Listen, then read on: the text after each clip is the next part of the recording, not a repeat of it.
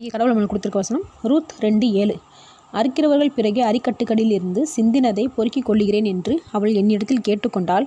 காலமே துவக்கி இதுவரைக்கும் இங்கே இருக்கிறாள். இப்பொழுது அவள் குடிசைக்கு வந்து கொஞ்சம் நேரம்தான் ஆயிற்று என்றான்.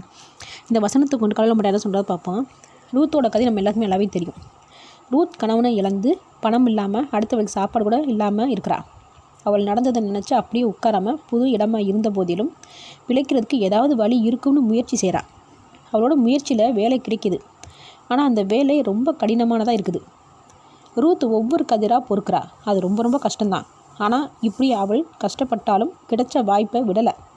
அந்த கஷ்டமான வேலையிலும் அவளோட முழு உழைப்பையும் சோர்ந்து போகாமல் செலவழிக்கிறாள். அப்போது கடைசியில் அவளுக்கு ஒரு மரக்கால் வார்கோதுமைகள் கிடைக்கிது. அப்படின்னா 4 படி கோதுமைகள்.